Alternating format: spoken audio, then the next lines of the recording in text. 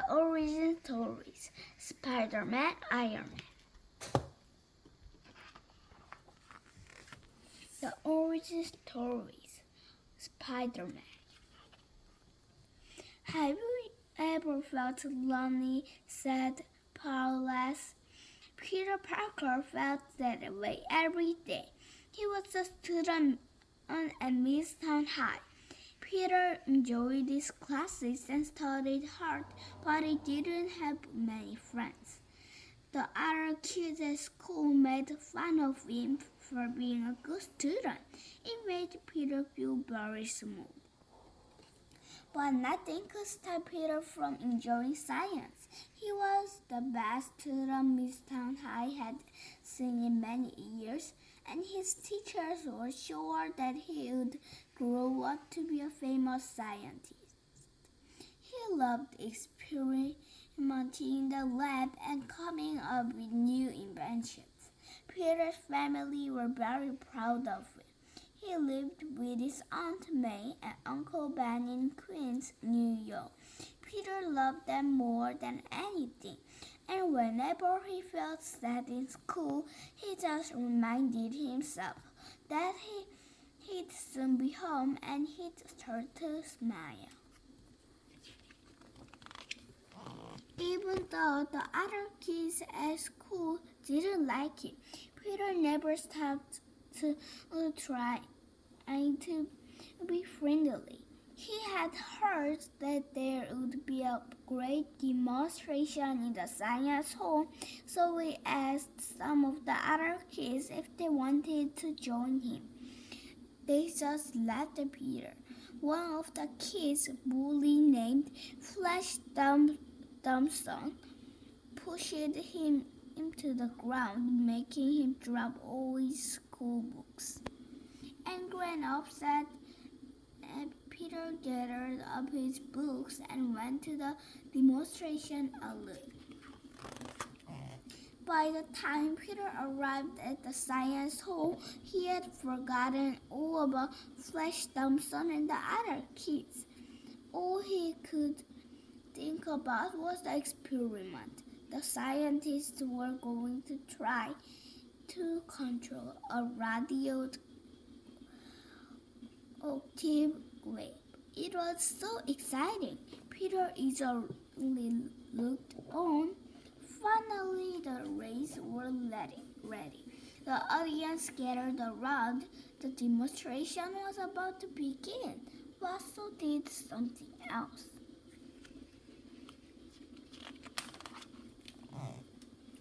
Peter started in awe as the rays were activated. He was thrilled to be there in the company of such brilliant scientists. He wanted to be just like them, one day smart, talented, amazing.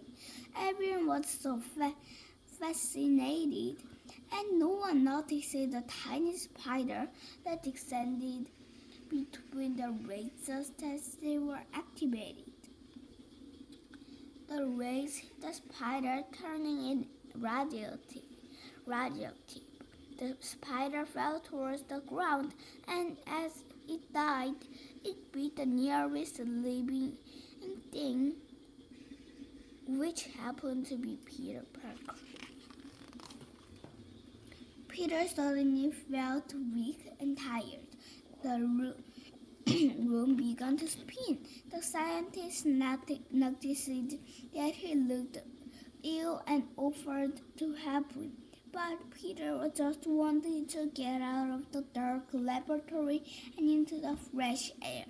He staggered outside, barely able to see where he was going.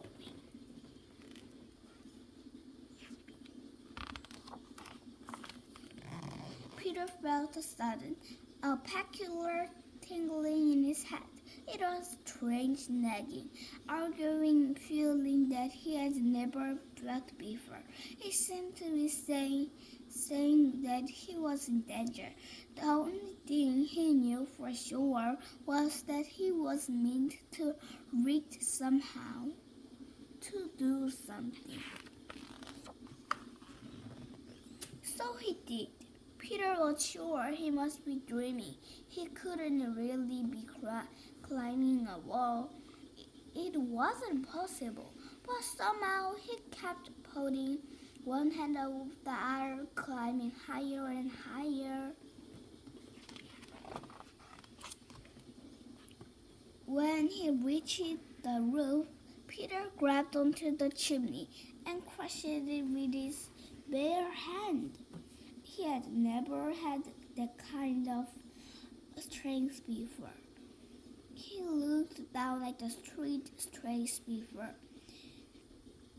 He looked down at the street in awe and felt the same strange tingling sensation in his head again. This time, it told him to climb down a close line. It seemed impossible, but he did it. Peter was amazed. How could this be happening to him? He remembered feeling strange right after he was bitten by the spider in the leg, and suddenly he realized where his new abilities had come from. The spider must have been changed by the experiment. Then, when it bit Peter, it had given its powers to him. As he wandered home, a sign outside an old wrestling theater caught his eye. It would be the perfect way for him to test his newfound abilities.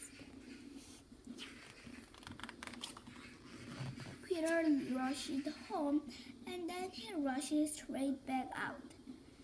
He wore a disguise so that no one could make fun of him if his plan failed. He'd been teased and taunted enough. Peter was going to test his new powers on a British wrestler called Crusher Hogan. When Peter challenged him, Crusher Hogan left. The wrestlers found out that was a big mistake. Peter was paid well for the victory, and a man in the crowd even asked if he wanted to be on TV. Things seemed to be working out of him at last, and things just kept getting better. Aunt May and Uncle Ben saved up to buy Peter a new special microscope for his experiments. His uncle reminded Peter that science was knowledge and knowledge was power. And with great power comes great responsibility. Uncle Ben told him. Peter used this new microscope and his chemistry set to create a special fluid with the strength and stiffness of a spider's web. He created devices that could spin the fluid into webs the same way a spider would. He called them his web shooters. Then he designed a sleek new costume. All he needed now was a stage name, something that told the world who he was and what he could do. It could be nothing other than the Amazing Spider-Man. Peter's TV appearances were a huge hit. Everyone was amazed by the Spider-Man as it climbed walls, or spun webs and swung from the ceiling.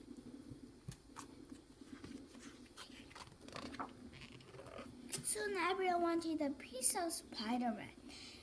Peter began to feel important, popular, and powerful. No one would ever be able to push him around again, not with his amazing powers. Peter daydreamed about fame and celebrity. His new life began to change him. One day after another TV appearance, the security guard in the studio called for Peter's help. He was chasing a thief down the hall, but Peter ignored him and the thief escaped. But Peter didn't care. He had great power, and from now on, he only needed to look out for one person, himself.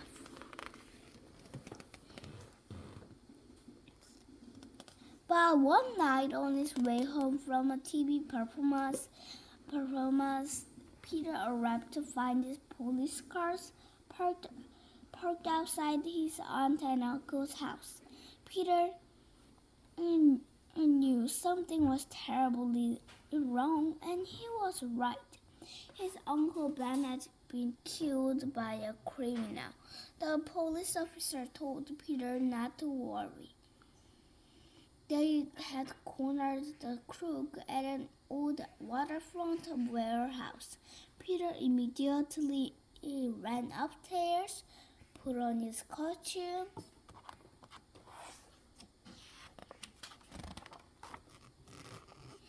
and swung across the city to catch the criminal and avenge his uncle. At last, Peter arrived at the warehouse. He landed on the floor wall. The thief was stunned, and that's what Spider-Man sprung into action.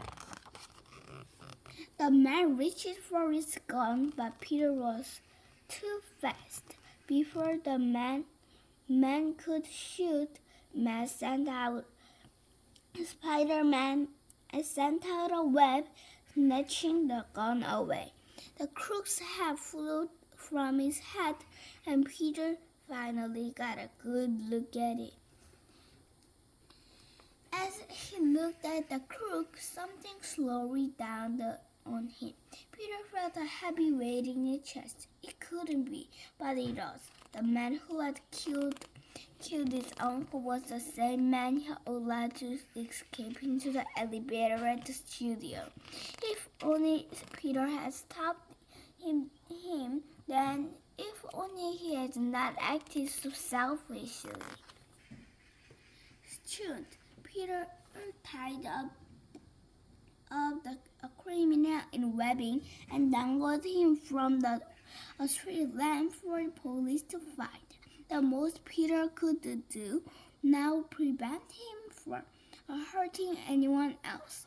Through the haze of his grief, Peter realized something. He had not chosen these abilities, but it was his obligation to use them for good.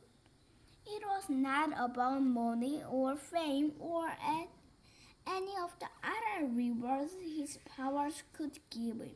He had finally realized what his Uncle Ben had told him was true. With great power comes great responsibility. And that was the rule that Peter Parker lived by from that day forward.